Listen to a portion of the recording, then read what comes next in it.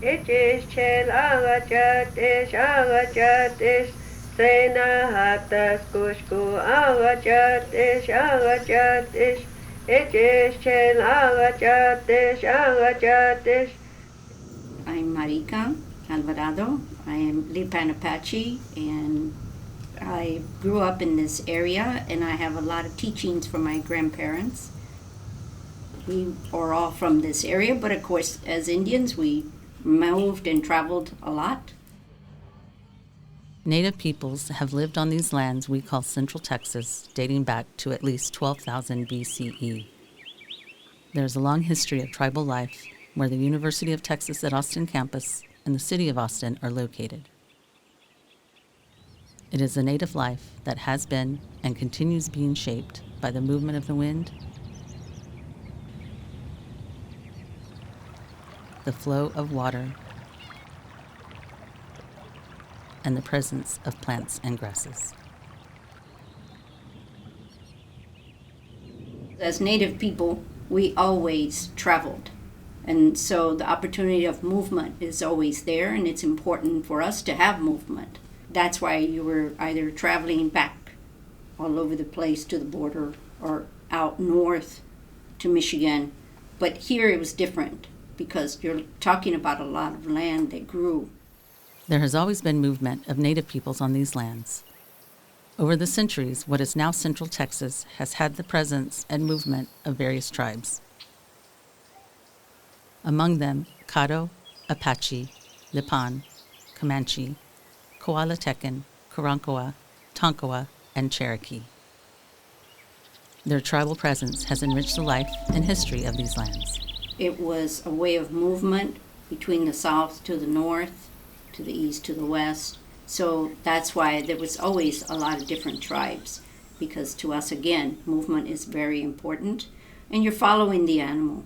And so that water is very important because animals will gravitate towards the water. So that's what I mean when you think about how people will always gravitate towards water and the beauty of it and how important this water is for us. There's been many tribes that have come through here and lived here, and it's always difficult for people to understand how Indians are always moving, not necessarily staying in one location, because that's not our way, that's not our belief system. And so it was about always whether it was the time to move, it was a time to go find a warmer place to live, or was there water in this space, or you're following the animal. As various tribes moved across Central Texas, these lands look very different from what we know today. So that was the beauty of it, is being able to see more of the natural soils, the natural grasses that grew. And of course, we used to have a lot of buffalo grass at the time because the buffalo was in this area, and how important that was to the Native people. It was everything that you could think of. It's food, it's clothing, it's ceremonial items that you could use and things. So it's a very important animal. The land speaks of history. What we see here today tells us of the impact of non-native populations on the natural environment. I think a lot of times people get confused and think that everything was exactly the way they see it now, but Texas was a little bit more of a drier terrain. And so not until the population moves in do they start planting more trees and start having a little bit more shade and everything, because otherwise, no, it was a little bit drier, more cactus, more natural plants and things. Only where there's water will you see more greenery. The land and the environment of Central Texas has been dramatically altered over the centuries. Native plants such as mesquite and buffalo grass, which were critical to native lifeways, were massively removed, and non-native trees, grasses, and flowers populated our environment. As my grandfather used to talk about, then the shift came from growing cotton that the Spanish have really put in place, more into now let's start raising animal and how does the cattle come in and take over. So the ranchers started shifting all of that and saying this is another way we could make money. King Ranch is the one that also created all these grasses to help out, because you have to consider that this was a lot of desert areas. Colonel William Johnson, they created the Johnson grass, and it's really a kind of a type of sorghum. And so they're the ones that created a lot of different grasses so we can handle the herds. Before, we had buffalo grass, and we had buffalo in the area. And the buffalo grass is a very small grass that can handle this drought, but it was removed to give cattle more. In addition to the destruction of the bison's food source through the growing cattle industry, the 1870s brought the systemic extermination of the bison. We Native peoples had an intimate relationship with the bison, and this was lost.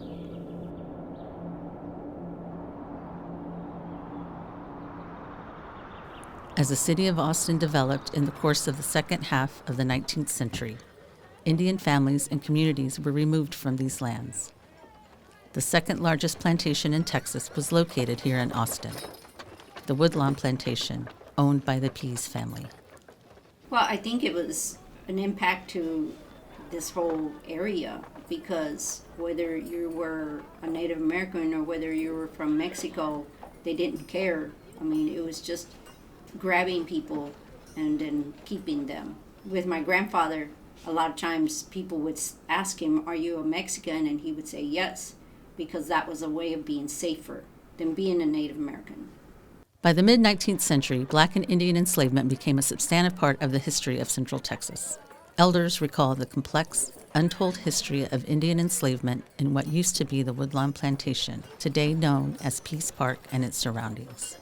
Today, on the west slope of Pease Park, you can still see a small building that is reminiscent of the quarters that used to house Black and Indian slaves at the plantation. My grandfather would talk about some of the people that were there enslaved were Native American, and how he would help as much as he could. Yeah. In the setting of Woodlawn Plantation, Native healers were vital for the lives of those who worked for it. The thing I think about is a lot of the stories that, the elders would pass on to a lot of my grandparents or, aunts and uncles, was how important the medicine people were and how important it was to have them.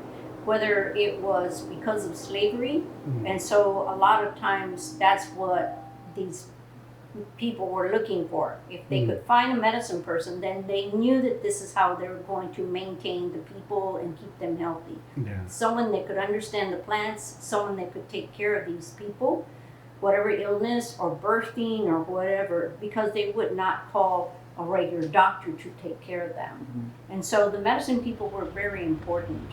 As urbanization occurred in Central Texas, the expansion of the city of Austin, its streets, buildings, and fences created more barriers to access traditional lands and waters that were dedicated to native harvesting and ceremonies. With my grandfather, he talked about how he would be able to go in and out through the fencing, and because he felt like no man has the right to own land. I mean, it didn't even make sense. It's sort of like with us in the concept of money. We didn't really have a concept of money. And so I think about that too, is like, well, there's something in the way. So the mind is thinking almost as an animal would, and that is, I'm going to figure a way to get over there because this is where the water is, or this is where my food will be.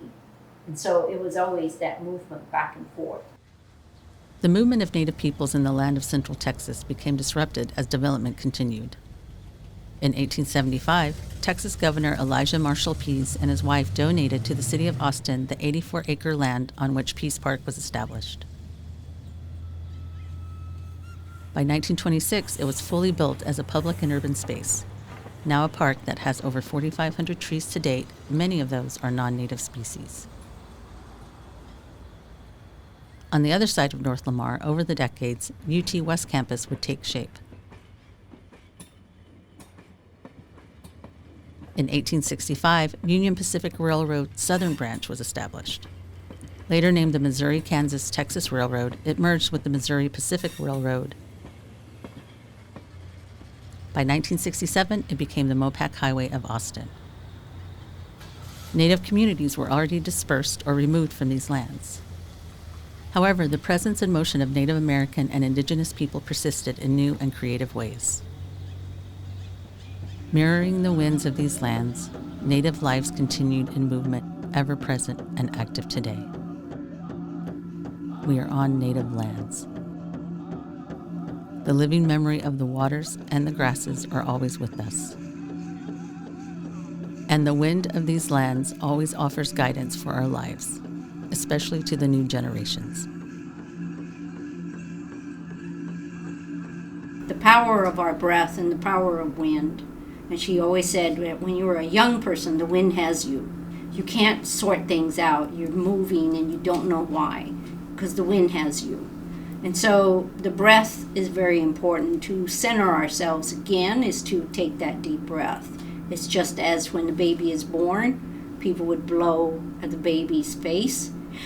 So they would take that first breath and understand that they are still here with us and how they're not alone and they don't walk alone. And when they feel lost, to remind them that every time you take a step, you're stepping into someone else's footprints and how important that is to gather that strength for you.